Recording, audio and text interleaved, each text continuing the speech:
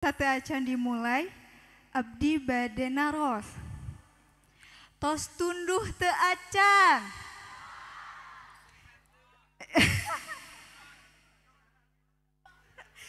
Masih semangat? Wios abi tatih? Wios. Wios nyariosna campur-campur?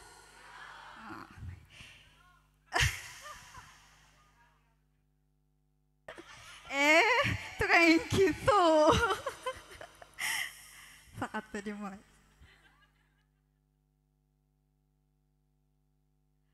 Assalamualaikum warahmatullahi wabarakatuh.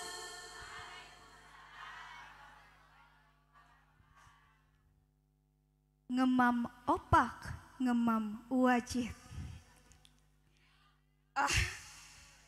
Cakep.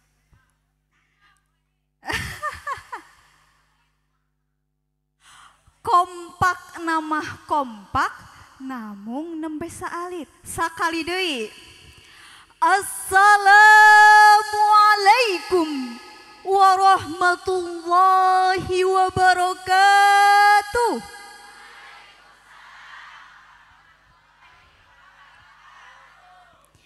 Alhamdulillahi rabbil alamin wa bihi nasta'in ala umurid dunya waddin wassalatu wassalamu ala asrafil anbiya'i wal mursalin wa ala alihi wa sahbihi ajma'in amma ba'd. Qala Allah ta'ala fil Qur'anil Karim, a'udzu billahi minasyaitonir rajim. Huwallazi ba'atsa fil ummiyina rasulan minhum yatlu 'alaihim ayatihi wa yuzakkihim wa yu'allimuhumul kitaba wal hikmah wa in kanu min qablu lafi dhalalim mubin.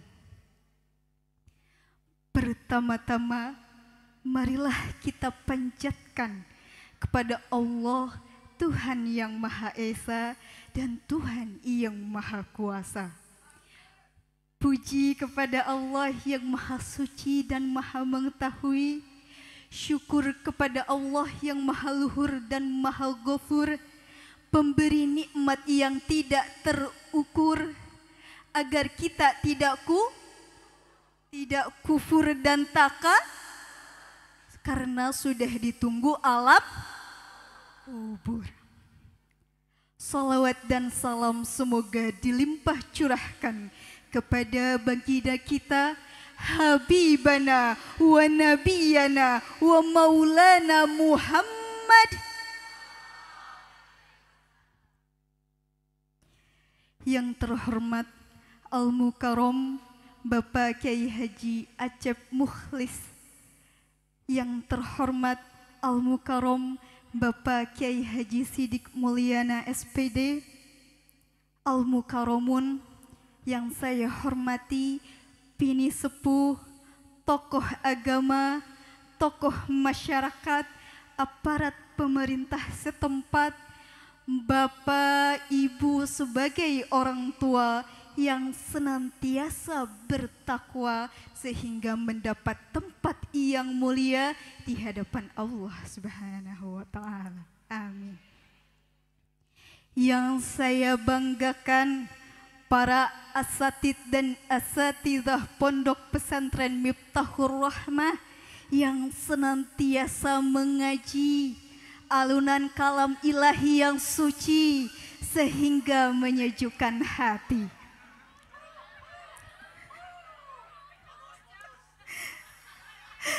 Yang saya cintai, santriawan santriwati, kalau masih perawan harus hati-hati terhadap lelaki yang suka mengobrol janji agar tidak sakit hati.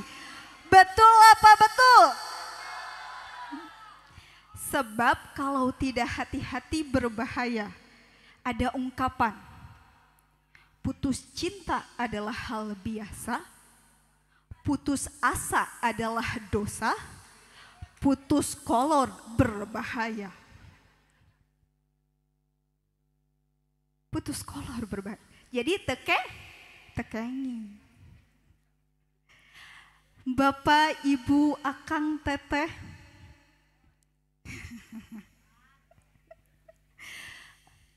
dalam kesempatan yang berbahagia ini, saya merasa haru dan malu.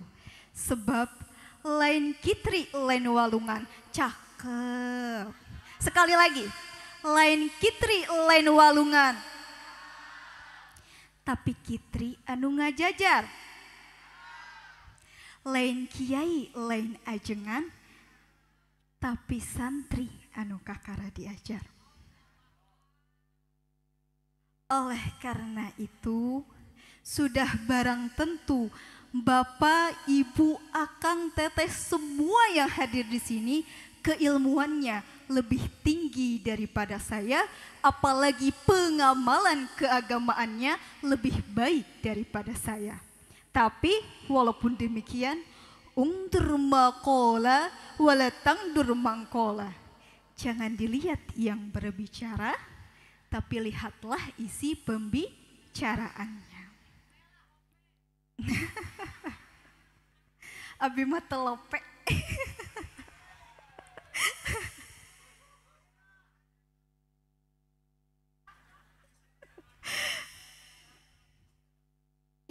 Hadirin rahimakumullah. Pada bulan Rabiul Awal ini terjadi peristiwa yang sangat bersejarah bagi umat Islam, yang sangat menggembirakan bagi umat Islam. Yaitu peristiwa apa, Pak, Bu? Lahirnya Nabi Muhammad SAW. Pada tanggal berapa?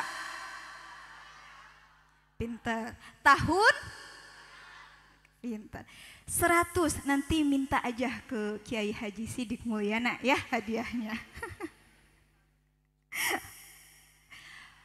Pada tanggal tersebut telah lahir manusia pilihan Allah, manusia yang sangat dicintai dan dikasihi Allah, manusia yang mengemban tugas mulia, yaitu untuk menginsafkan manusia-manusia yang bertindak sewenang-wenang, untuk menginsafkan manusia-manusia yang menjadi budak dunia, untuk menginsafkan manusia-manusia yang ingkar kepada Allah, sehingga Nabi Muhammad tampil sebagai reformis sejati, mengemban misi utamanya.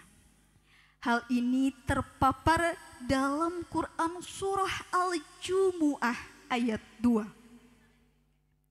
Huwallazi ba'asa fil ummiyina rasulan minhum yatslu alaihim ayatihi wa yuzakkihim wa yu'allimuhumul kitaba wal hikmah wa in kanu min qablu lafil dhalalin mubin. Berdasarkan ayat tersebut, ada 4 misi utama yang diemban oleh Rasulullah SAW. Yang pertama adalah misi tilawah atau yatslu alaihim ayati, agar kita tidak tersesat dalam kesesatan yang nyata, lafi dhalalim mubin. Misi ini memerintahkan kepada kita untuk memperbanyak membaca ayat-ayat Allah, baik ayat kauniyah mengenai alam di sekitar kita maupun ayat Qur'aniyah.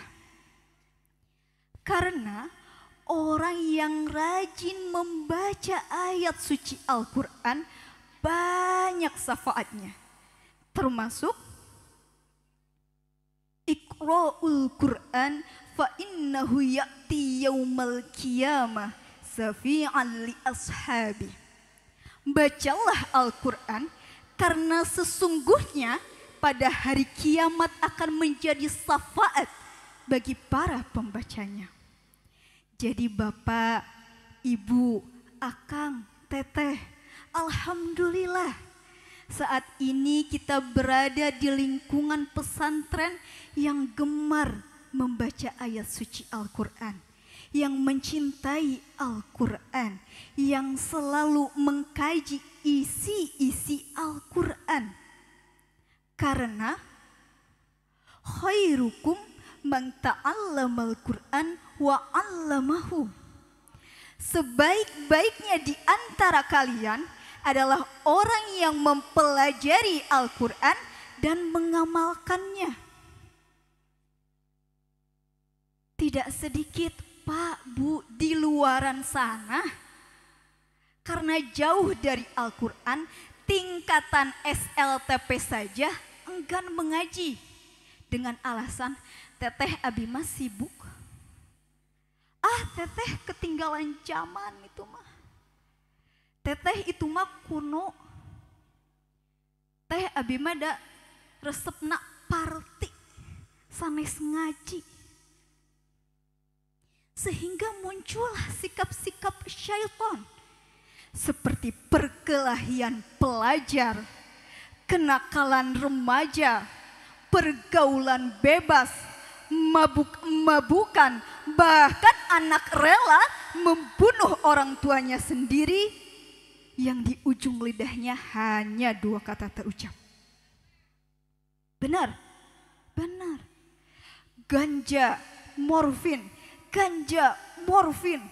merintih, memohon, menjerit, memanggil ganja dan morfin sampai dia mati. Mati tanpa iman. Na'udzubillahi min. Itulah akibat jauh dari Al-Quran. Padahal Al-Quran merupakan benteng yang kokoh dari pesona godaan setan. Dan Al-Quran merupakan penerang hati dalam menembus lika-liku perjuangan yang panjang membentang. Hal ini sesuai dengan orientalis berkebangsaan Prancis mengatakan, the principle of Quran, which alone at tracing can lead men to happiness. Bisa diulang, Kang? Gimana?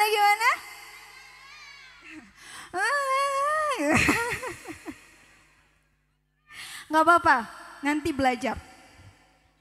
Siap? Keren, bagus. Harus masagi selain ilmu agama, harus ilmu umum juga. Artinya, Al-Quran adalah suatu pedoman hidup yang dapat menghantarkan manusia menuju alam kebahagiaan. Hal tersebut tertera dalam firman Allah, Quran surah Al-Isra ayat 9. Inna hadzal Qur'ana yahdi lillati hiya aqwam wa yubashshirul mu'minina alladzina ya'maluna shalihati anna lahum ajran kabira.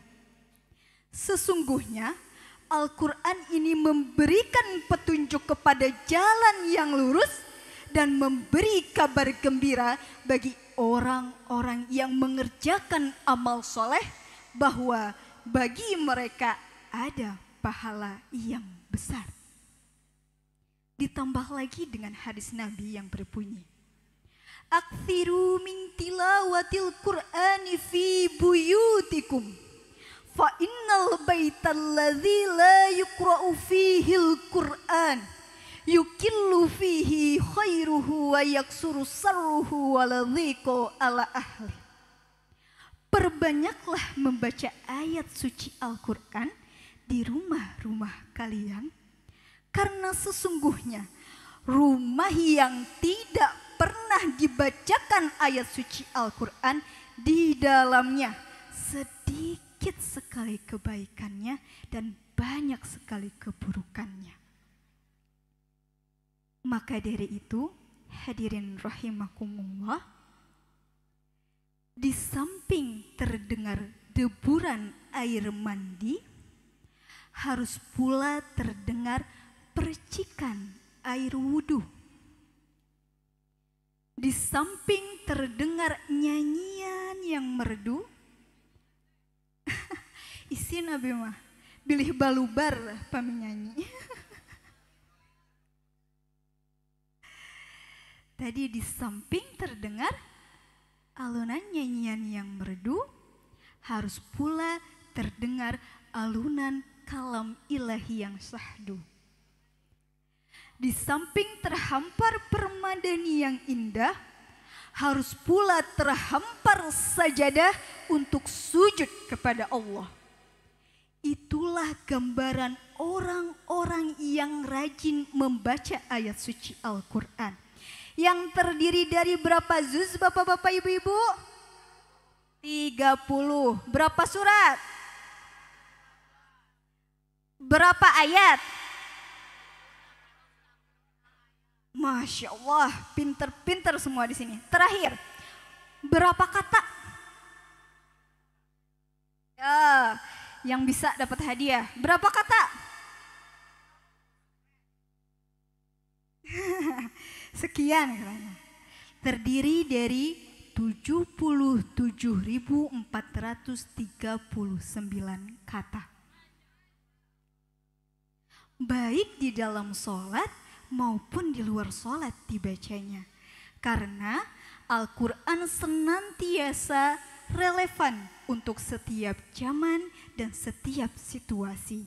Untuk kebahagiaan hidup di dunia, kelak di yaumil zaza. Hadirin rahimakumullah. Misi yang kedua adalah tazkiyah wa yuzakkihim, yaitu membersihkan segala bentuk kekufuran. Di mana pada zaman dahulu Rasulullah menumpahkan atau menanggalkan berhala berjumlah 360 buah. Terdiri dari Hubal, Lata, Mana, dan Uzza. Itu nama-nama berhalanya. Sedangkan pada zaman sekarang yang dimaksud wa yuzakkihim tidak hanya menata hati dari kekufuran, tetapi membersihkan segala bentuk yang ada pada diri kita, pada pikiran kita, pada hati kita dengan cara apa? Sholat, membayar zakat, puasa, memperbanyak zikir kepada Allah dan bersolawat atas Rasulullah Shallallahu Alaihi Wasallam. Karena Allah sangat bahagia, sangat senang, sangat menyenangi kepada setiap hambanya yang selalu berdoa kepada Allah dan berbuat kebaikan. Bukan pribadi yang STMJ. Terang tepak Bu, STMJ singkatan dari apa? Ih, pinter akang. Sholat terus, maksiat jalan. Jangan jadi pribadi yang STMJ. Apa? Maksiat jalan. Karena itu sama saja dengan mempermainkan Allah. Ibaratnya gini. Akang nih, akang tuh yang di belakang. Kelak nanti apabila menemukan seorang wanita yang sangat dicintai, yang sangat didambakan, yang ingin dinikahi, terus tiba-tiba ngobrol berhadapan. Teteh, abdi serius sareng teteh.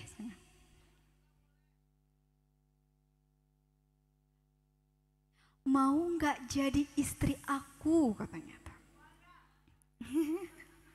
Terus kata tetehnya teh, mau akang, katanya gitu. Atuh ya, gimana?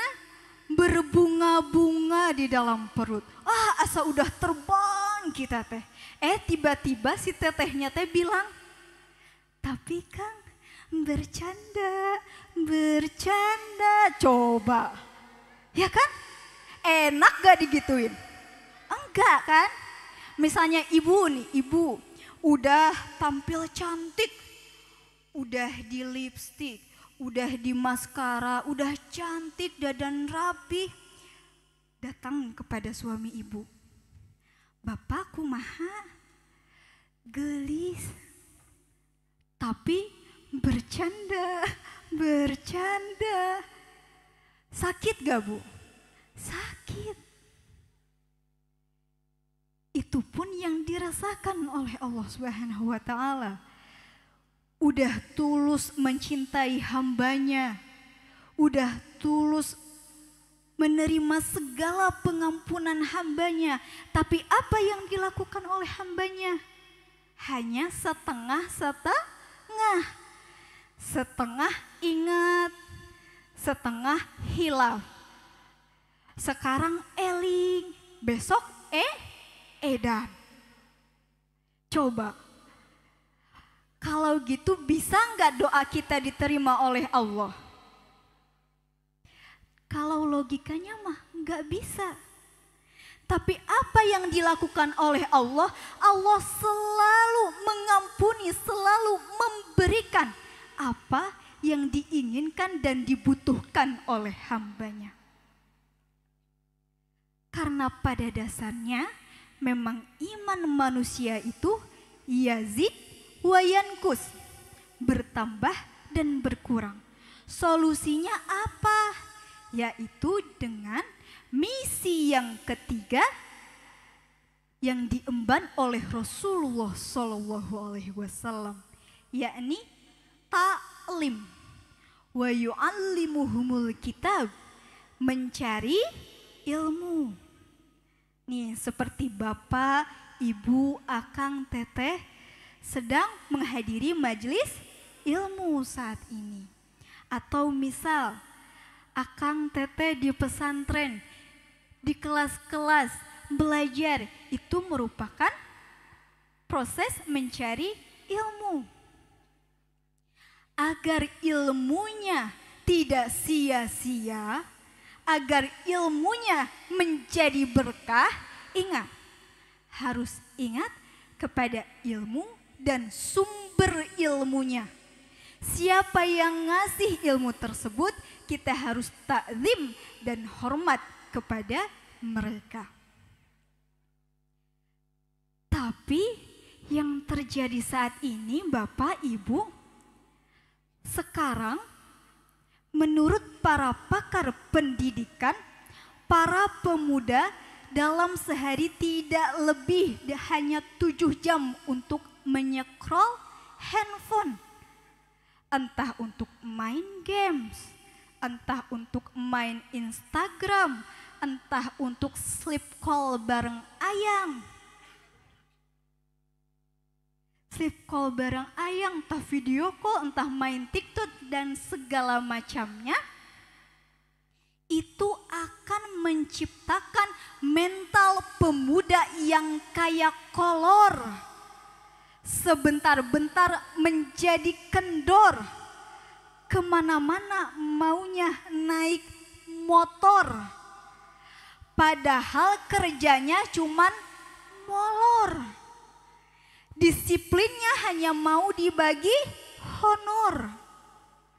Kalau pemilih itu mustahil menjadi pelopor, melainkan jadi provokator dan pengekor, bahkan calon koruptor. Maka dari itu hadirin, sesuai dengan hari ini, Hari Sumpah Pemuda, mari tingkatkan pemuda yang agresif, inovatif, progresif, dan produktif. Bukan pemuda yang menghambur-hamburkan waktu, pemuda yang mejeng nyari mojang, pemuda yang nangkring nongkrong. Tapi yang diinginkan bangsa dan negara adalah pemuda yang apa tadi? Agresif, inovatif, progresif, dan produktif. Hadirin rahimakumullah,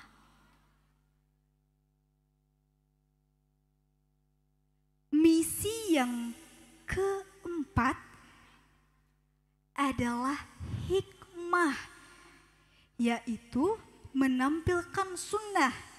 Dalam hal ini, akhlak mulia Rasulullah sebagai suri tauladan yang baik. Laqad kana lakum fi Rasulillahi uswatun hasanah.